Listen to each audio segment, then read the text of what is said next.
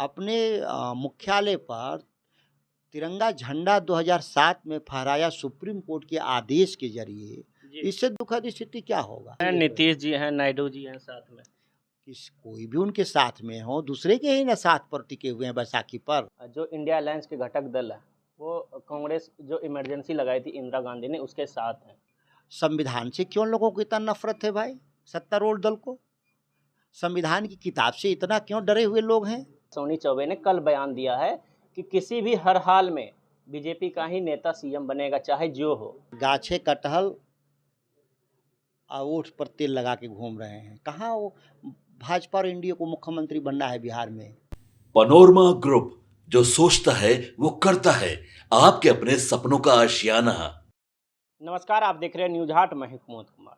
देश भर में नीट परीक्षा में हुई धांधली को लेकर छात्रों द्वारा प्रदर्शन हो रहे हैं। इसको लेकर बिहार में आरजेडी और बीजेपी आमने सामने है। इसको लेकर हम ज़्यादा बातचीत करेंगे बक्सर से आरजेडी सांसद सुधाकर सिंह से।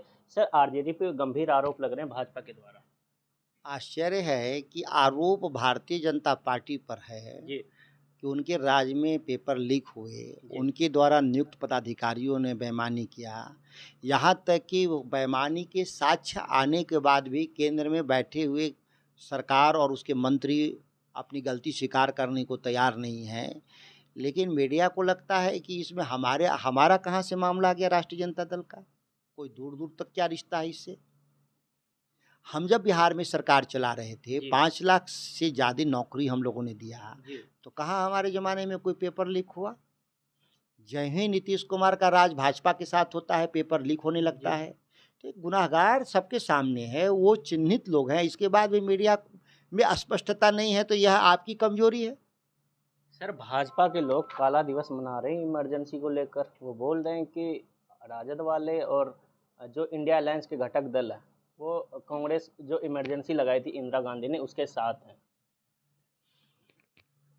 जो भारतीय जनता पार्टी अघोषित रूप से देश में आपातकाल की स्थिति पैदा किया, अघोषित रूप से मीडिया को कंट्रोल करने का प्रयास कर रहा है, यह कोई छुपा हुआ विषय है?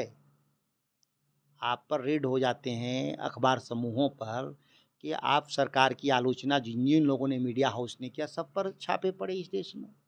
कई मीडिया हाउस बिक गए, सरकार समर्थित उद्योगपतियों ने खरीद लिया।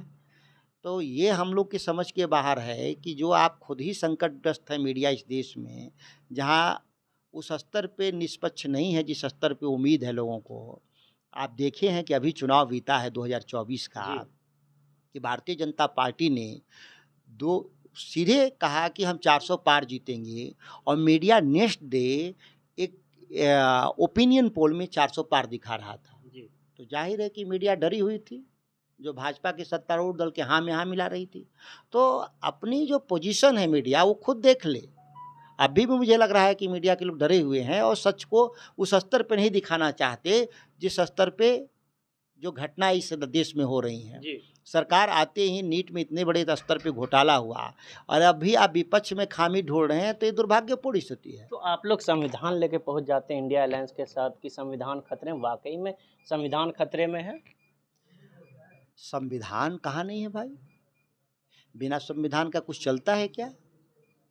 संविधान से क्यों लोगों को इतना नफरत है भाई? सत्तारूढ़ दल को संविधान की किताब से इतना क्यों डरे हुए लोग हैं? यह तो समझने की बात है कि हम लोग बार बार कह रहे हैं कि भारत के संविधान को और उनकी परंपराओं को भारतीय जनता पार्टी और उनके जो पैतृक संगठन, जिसको कभी विश्वास नहीं रहा, भारत के संविधान, भारत की स्वतंत्रता, भारत की आज़ादी, भारत के जो प्रतीक चिन्हों में विश्वास नहीं रहा, तो जाहिर है सबके सामने। आप साधारण देखिए, लोकसभा की में जो सबसे बड़ा प्रतीक चिन्ह है अशोक स्तंभ होता था, उसकी जगह सिंगौल लगाया गया, जो एक राजशाही का प्रतीक था। बाबा साहेब और गांधी जी की प्रतिमा हटाई गई। कितने तरह की सरकार आएगी तो लाएंगे? इसमें पूछने की जरूरत है और कहने की जरूरत है। गांधी जी के द्वारा स्थापित कांग्रेस थी, और उनके विचारों पे चलने वाले लोग हमेशा रहे।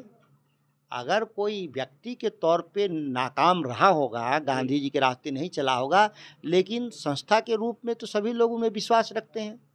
यहाँ सबको मालूम है कि मुँह में राम अब बगल में गोडसे के सिद्धांत के जरिए सत्ता में जो काबिज हैं लोग, कौन नहीं जानता। उनके जो मातृ संगठन अपने मुख्यालय पर तिरंगा झंडा 2007 में फहराया सुप्रीम कोर्ट के आदेश के जरिए, इससे दुखद स्थिति क्या होगा। तो बोल रहे हैं 5 साल चलेगा। चलेगा, जिस तरीके से चला रहे हैं वैसे नहीं चलेगा। अगर सुधार लाएंगे, नीतीश जी हैं, नायडू जी हैं साथ में, कोई भी उनके साथ में हो, दूसरे के ही ना साथ पर टिके हुए हैं बैसाखी पर। एनडीए की सरकार है बोल रहे हैं। एनडीए को तो खुद ही कभी नहीं मानते थे। कहाँ एनडीए की बैठक करते थे मोदी जी 10 साल में कितनी बार एनडीए की बैठक हुआ है, कितनी बार कोऑर्डिनेशन की बैठक हुआ है। एनडीए जब आप अल्पमत में आ गए तो एनडीए का याद आ रहा है उनको।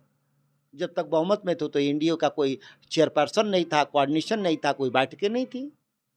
सर सवाल उठता है कि जब भी बिहार में पेपर लीक होता है, इतनी बदनामी होती, आखिर क्यों सरकार क्यों नहीं एक्शन लेती है? केवल बिहार में क्यों लीक की बात कर रहे हैं? ये तो भाजपा की जहाँ सरकार होती है उसके सहयोगी दल का लीक होता है। व्यापम किसके जमाने में हुआ?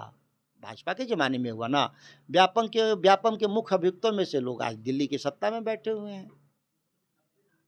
बताइए कब पेपर लीक नहीं हुआ है? किसका पेपर लीक नहीं हुआ है इनका? आप लोग सर बिहार में 8 मंत्री बने बिहार से, आप लोग बता रहे हैं झुंझुना, लेकिन वो बोल रहे हैं बिहार के लिए हम कहाँ मंत्री बने हैं? बिहार के पार्टी वाले एनडीए से 8 मंत्री बने हैं। आप लोग की पार्टी बोल रही है कि झुंझुना थमा दिया। क्या ये बात सही नहीं है? वो तो बोल रहे हैं काम करने के लिए मोदी जी 10 सालों में कौन काम किया है बिहार के लिए? लोगों को कोई एक काम बता दे कि बिहार में काम किया है लोग 10 साल में। आपकी भी मीडिया के जरिए होते एक आध उदाहरण बताइए जिससे हम तुलना कर सकें। जब बिहार को विशेष राज्य की दर्जे की बात होती है, जब अटल बिहारी वाजपेयी प्रधानमंत्री थे तो राबड़ी देवी आंचल फैला के बिहार को विशेष राज्य की दर्जे की मांग की थी।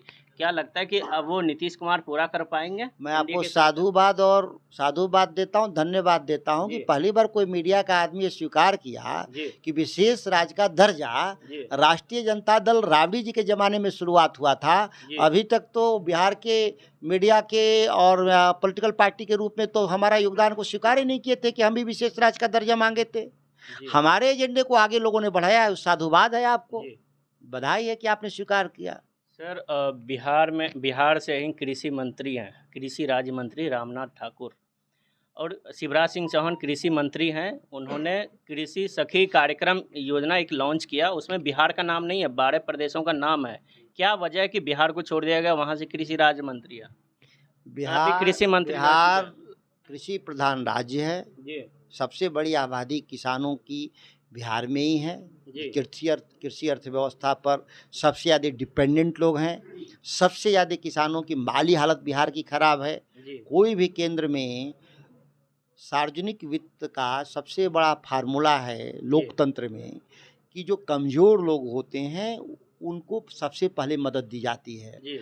यहाँ मोदी जी के राज में उल्टा हो गया, जो सबसे ज़्यादा ताकतवर लोग हैं उसको मदद देते हैं और कमज़ोर लोगों को छोड़ देते हैं। बिहार की 13 करोड़ आबादी जो गरीबी रेखा के नीचे है, बहुत बड़ी आबादी हमारी, जो सबसे ज़्यादा पलायन का दंश झेल रहा है, सबसे न्यूनतम आय के मामले में बिहार फिसड्डी है। तो केंद्र की योजनाएं कैसे हम राष्ट्रीय औसत के बराबर आएँ, इसकी चिंता होनी चाहिए। लेकिन बिहार को हमेशा ही झुंझुना भाजपा ने दिया है, इस बार भी वही झुंझुना थमा दिया है। सर बिहार विधानसभा चुनाव जो है कैश लगा जा रहा है, अगले 6 महीने में होगा, लेकिन 25 में होना है। इसको लेकर जो है एनडीए ने भी तय कर लिया है कि नीतीश कुमार को सीएम बनाना है। और आपके ही लोकसभा क्षेत्र से सांसद रहे असोनी चौबे ने कल बयान दिया है कि किसी भी हर हाल में बीजेपी का ही नेता सीएम बनेगा, चाहे जो हो। आप मानते हैं? ये झगड़े हैं। कहा जाता है कि गाछे कटहल और ओठ पर तेल लगा के घूम रहे हैं। कहाँ वो भाजपा और एनडीए को मुख्यमंत्री बनना है बिहार में? कहाँ उनके पास जनमत आना है जी? बेईमानी से इस बार बने थे 10-12 एमएलए तो करके, अगली बार तो इनको जनता बुरी तरह से आपको बोल रहे हैं कि चोर दरवाजे से नीतीश कुमार के साथ लेके चल गए थे। हम किसी के साथ कहीं नहीं जाते। जो कोई भी मेरे पास आता है अब नीतीश जी आए तो हम अभी भी कह रहे हैं कि पद छोड़ के आएंगे तो स्वागत है उनके लिए। हम कहीं किसी के पास नहीं जाते, राष्ट्रीय जनता दल किसी के पास नहीं जाता सत्ता के लिए, शेयरिंग के लिए। हमारे पास लोग आते हैं और हम अपने शर्तों पर राजनीति करते हैं। हमारी शर्त नहीं माने नीतीश कुमार, चले गए। अगर हम उनकी शर्तें मान लेते तो हम लोग भी सत्ता में रहते। भाजपा सत्ता के लिए हमेशा बेचैन रहती है, वो किसी भी स्तर पे समझौता करती है। आज अश्विनी चौबे कह रहे हैं कल सबसे पहले नीतीश कुमार का जयगान करेंगे। याद करिए कि जिस दिन राष्ट्रीय जनता दल और जदयू का संबंध टूटा तो जिससे लड़ाई थी, सांप और छुछुंदर जैसा लड़ाई था अश्विनी चौबे नीतीश कुमार का, इतनी दुश्मनी थी। इसके बाद भी उस दिनों कहाँ थे अश्विनी चौबे नीतीश कुमार? दोनों हमारे ही लोकसभा के ब्रह्मपुर में बाबा परमेश्वर स्थान पर एक साथ पूजा कर रहे थे। ये सब नूरा कुश्ती है, ऐसा कुछ नहीं है। बोलते कुछ हैं भाजपा वाले, करते कुछ और हैं। सर, एक सांसद है जदयू से, सीतामढ़ी से, देवेश चंद्र ठाकुर, उन्होंने हाल ही में एक बयान दिया था कि मुसलमान, यादव और कुशवाहा हमको वोट नहीं दिया, हम उनका निजी काम नहीं करेंगे, सब राजद वाले हैं, उनको वोट देते हैं। आप काम करेंगे? हम सभी लोग का काम करेंगे। लोकतंत्र में जीतने के बाद जितनी जनता है हमारी 19 साढ़े 19 लाख, सभी के लिए काम करेंगे। सभी समुदाय और सभी वर्गों ने मिलकर हमको चुनाव लड़ाया है, जिताया है। अब वो किस आधार पे कर रहे हैं उसकी बात वही बता पाएंगे। सर, एक आखिरी सवाल, जब प्रधानमंत्री मोदी बिहार में प्रचार प्रसार कर रहे थे तो उन्होंने कहा कि जब मोदी 3.0 आएगी तो हम अगले 100 दिनों का एजेंडा हम लोगों को बताएंगे, 100 दिनों में काम करेंगे। आरजेडी के क्या एजेंडा है बक्सर के लिए? 100 दिन मोदी जी 10 साल में कोई काम नहीं किए बिहार के लिए, तो 100 दिन में क्या करेंगे? और बहुत काम किए होते मोदी जी तो बनारस में वो 4.5 लाख से 1.5 लाख पर कैसे आ गए? यूपी में 62 से 32 पर कैसे चले आए? तो ये केवल नारे लगाते हैं, इस नारों में कोई दम नहीं है। चुनाव अल्पमत की है, कुछ अच्छा करें, नहीं करेंगे तो इतिहास के बियाबान में ढकेल दिए जाएंगे। चलते चलते एक और सवाल सर, क्या 5 साल सरकार चलेगी, नीतीश कुमार रहेंगे? क्योंकि उनका ऐतिहासिक रिकॉर्ड रहा है, राजनीतिक रिकॉर्ड रहा है कि वो किसी के साथ गठबंधन में नहीं रहते हैं। आपके साथ भी नहीं रहे ना भाजपा वाले के साथ? वो सत्ता के साथ रहते हैं।